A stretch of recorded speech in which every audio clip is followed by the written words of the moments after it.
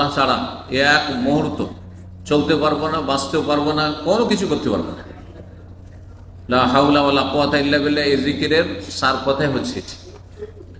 আল্লাহু আল গনি, এবং আল্লাহ হচ্ছেন অমুখাপেক্ষী, আল হামিদ, সুতরাং তো তিনি প্রশংসিত, সার্বিক প্রশংসার অধিকারী একমাত্র আল্লাহ, যেহেতু তিনি কারও মুখাপেক্ষী নন।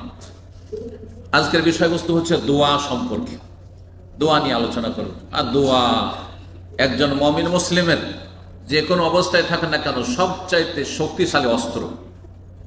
আমি মাঝে মাঝে এই কথাটি বলি এবং আমি নিজে বিশ্বাস করি এবং আমল করি, আল্লাহ যেন তৌফিক দান করেন। সেটা হচ্ছে যে দোয়া এমন একটি অস্ত্র, যেই অস্ত্র কেউ টাকা দিয়েও কিনে নিতে পারবে না আপনার কাছ থেকে, আর কেউ আপনার জীবন শেষ করে দিয়ে কেড়েও নিতে পারবে না। দুনিয়ার সব অস্ত্র কেড়ে নেওয়া যায়, নিরস্ত্র করে দেওয়া যায়। যতই হাতিয়ার থাক না কেন, হাতিয়ার লেস হয়ে যেতে পারেন কোনো সময়, সমস্ত কিছু কেড়ে নিল, কিছুই নেই আপনার কাছে। কিন্তু দোয়া দুনিয়ার কোনো শক্তি জুলুম অত্যাচার করেও, মুখ বন্ধ করেও কেড়ে নিতে পারবে না।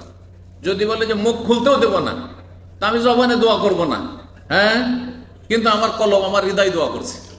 আল্লাহ কলমের কথা জানছেন, মনে মনে আমি দোয়া করছি, মনে মনেই দোয়া করছি।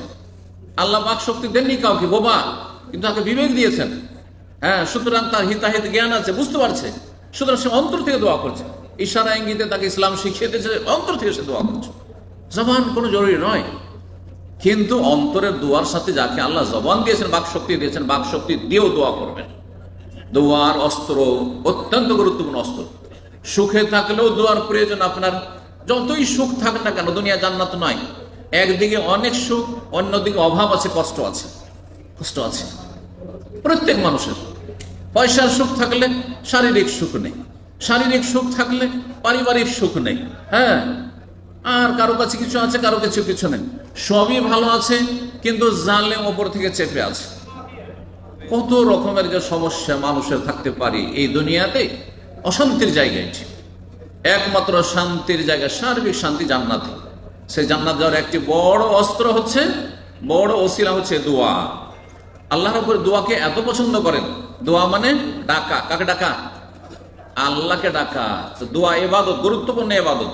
সুতরাং দোয়া সমস্ত ডাকা একমাত্র কাকে হবে? আল্লাহকে ডাকবেন। গায়রুল্লাহকে, আল্লাহ ছাড়া কাউকে ডাকবেন না। কখনো আপনি নবী রাসূলকে ডাকবেন না, বড় শিরক। আল্লাহর জায়গায় দিয়ে দিলেন তাকে, আল্লাহর জায়গায় তাকে দেওয়া যাবে। কখনো আপনি কাউকে ডাকবেন না, আপনি জিলানি চিশতিকে ডাকবেন না, আপনি খাজাকে ডাকবেন না, আপনি গৌসকে ডাকবেন না, আপনি কাউকে ডাকবেন না। যারা ডাকে তারা মুশরিক হয়ে যায়, ইসলাম শেষ হয়ে যায়। এইরকম এত বড় ভুলে থাকবেন না।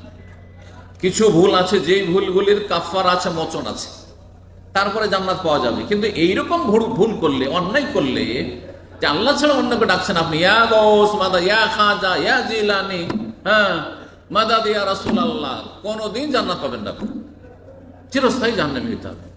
এতে কোনো সন্দেহ নাই। সামান্য সন্দেহ থাকে তাহলে আপনার ঈমান নেই, ইসলাম বুঝেনি। আপনি আগে বুঝেন, শিখেন, তারপরে ভালো মুসলিম হয়।